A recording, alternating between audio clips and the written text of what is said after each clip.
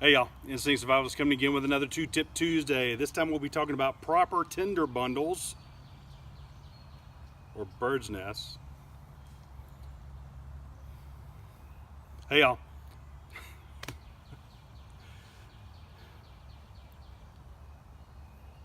Hey y'all, Instinct Survivalist coming again with another 2-Tip Tuesday. This time we'll be talking about the proper construction of a tinder bundle and favorite items. So bird's nest and bears, how about that? Anyway, so let's talk about the bears first. A lot of you know about the bears. A lot of you have seen the bears. These are the Instinct Survivalist bears that I actually bought. And they go camping with me all the time. Now, on a personal daily walk and all that, I don't carry the bears, but I do carry a bear totem. So a little rock with a bear etched on it that I had specially made for me. And what those are, let's talk about those. What those are favorite items, right? It's a sense of comfort. It's a sense of hey, you know what, if all goes well, I've got my bears or I've got my stone. In my business life and in, my personal daily walking around and things of that nature, that stone is always in my pocket. Not as a worry stone, folks. I don't sit there and rub it all the time, but it's there. It's a comfort item. The same with the bears. When I go camping, I know that they're attached to my backpack, and the benefit of that is because it's a favorite item. It's that comfort when you get lonely. It's that comfort when you're not real sure what's going on. Maybe some things are not working the way you're supposed to, or they're supposed to, such as building a fire, things of that nature. It's a comfort item. I know that it's either Kephart or Nesmuk that actually carried a porcelain cup with him on his camping trips because it was a comfort. It reminded him of home. It was one of those things where he really, really enjoyed having it. Now, doing some research about this, I'm not the only one. So in with some of the folks that I walk around with and deal with on a regular basis, they carry comfort items too. I have a little tin cup that I got when I was a kid. Turns out that somebody else uses one of those as well. Somebody else uses a pocket knife that was handed down to him generation after generation. He didn't ever use it. It's just there. It's a comfort item for him, keeping his family in mind. And so it's a comfort item, if you get lost, if you're out in the woods, if you're going to be there for an extended period of time, that type of thing. So that's what that's about. And that's one of the reasons why the bears show up occasionally, and sometimes they don't. So I don't always bring them out, but when I do, they have a habit of getting into mischief. So we'll just say that. So this goes back into my pocket before I lose it. It's not the first time I've lost it. And they go away. Now, let's talk about the proper construction of a bird's nest or tinder bundle. Those are flowers from the trees. Windy, it was raining all morning long, so let's just say my backside is soaking wet already. But when we look at the proper construction of a tinder bundle or bird's nest, there are some main components that we want to deal with. Now, it's one thing for me to sit here and light pine straw on fire, and that's great. This is distressed pine straw. It's some that's fluffed across rocks. It's been blown up and run over by cars, things of that nature. Bark from poplar would work great. Birch bark, which I have in this bag as well. Some of the poplar bark I have in there as well. But that's great because it'll catch a flame.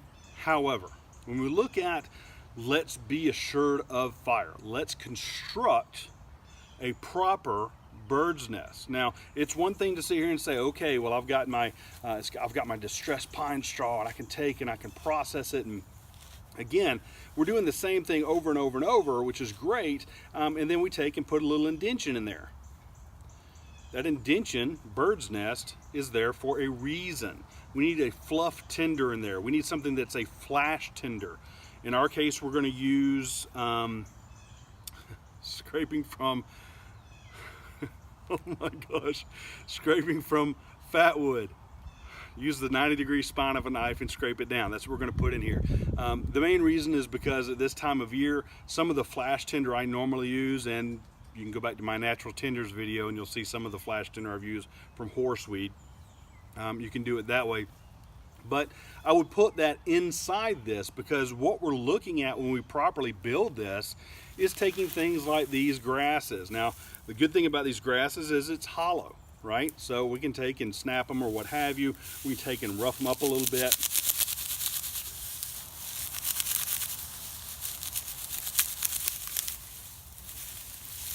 try to hold it over wherever we're starting the fire so we don't make a big mess of stuff everywhere. Now, great, that's a start, Bill, but now what? So now I take my fluff, my distressed pine straw, and put it in there. Again, if I'm using poplar bark, I'm going to do it that way as well. Take and drive that down in there. And then I'm going to put my fatwood shavings down in here as well. Now, the thing about this is, and why we do it this way, is because, again, we're assuring fire. Number two, we're looking at what's called, or considered, if you will, a proper tinder bundle. The reason for that is we look at that flash tinder, right? And then when that burns up, we want to make sure that we get something that's going to last a little bit longer, which is my distressed pine straw, distressed pine straw. Well, then something that's going to last a little bit longer is my handle of my dried grasses. Now, all we're looking for, you don't have to use this specific thing. What we're looking at from a properties perspective is, with the distressed pine straw, we're looking at something that's going to fluff up, something that's going to have an edge to it, or microfibers that's going to catch on fire quickly. The grass itself, again, it's hollow. So if I've taken fluff it up, I'm actually exposing more edges, and it's also hollow so that I can say, oh great, it's going to burn, it's going to catch, but it's got a lot of air and oxygen inside the grass itself, right? Now with that's because it's dried out, otherwise it'd be water, right? So when we look at this, let's take and we'll take our processed fatwood, if you will. So by the way, here's my bark, so I can use that, poplar bark. And then I also have birch bark in here that I could do or add in here as well. And this is paper bark. Thank you, Jeff Simpson. And put that down in there. But all I'm doing is just assuring that my fire is going to start. Now, if things are done right, I shouldn't have to worry about it too much, but this is going to give me a little bit more time when we look at being able to go in and process this fire, right? Add more pieces to it, making sure that we get more flame and things of that nature. Now, I did put it in a piece of paper because I was in the living room doing something. I didn't do it outside. Oh my goodness. Just so that you can see, shavings down. It smells really good. All right, it goes away. And now when we look at what's built in this bundle, I'll bring it to you. All right, we can actually go in and utilize the processed fatwood, the bird's nest, and the grasses, and typically we could do those individually without a problem. What we want to do is, again, because we're assuring fire, we want to do it all together. Now, Bill, isn't that a waste of resources? So you could look at it that way. You're right, 100%. However, the way I want to look at it this time is not from necessarily a bushcraft perspective, but more of a survival perspective. That survival perspective says, hey, guess what? I need a fire. I want to ensure that I have a fire. How do I do that? With whatever means necessary, including stripping off some of this tape and processing it down, right? That's what it comes down to, is being able to assure yourself a fire. Now, what's going to be a waste if we want to go that route is when I light this thing on fire and not put it in the, not actually using it in the fire pit. So again, processed fatwood, distressed pine straw, and then long grasses. You could use sawgrass, you could use, I think they call it swamp grass or sage grass. You could use those. Whatever, but it's just getting something that's got dried capabilities or dried properties to it, and then they've got microfibers inside of it, okay? So I can take it, break it open, and refine it, much like what you would do with a poplar bark, much like what you do, hey puppy, much like what you would do with anything else, is that microfiber properties, and you're exposing the edges to receive a spark. Hi. Hey, sweetie. This is my baby girl. Because I can't take them camping. They misbehave. All right, so let's actually do this, folks. Let's go in and do this. Now, the other thing is I can go in and you know, send some shavings down in there. And I'm not pushing hard enough to do it, but I'm symbolizing what we're doing.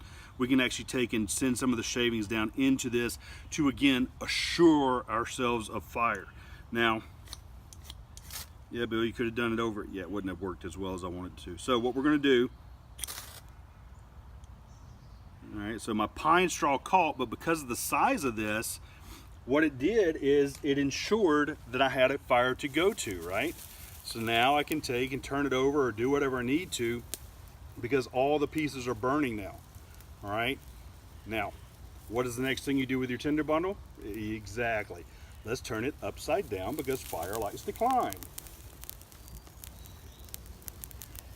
Hooray, we have fire. Anyway, guys, hey, thanks. That's it. That's all there is to it. We wanted to make sure that we had our tinder bundle. We want to make sure we have all the parts. I'm just watching pieces burn on the ground and I'm barefoot, so stomping it out is not an option.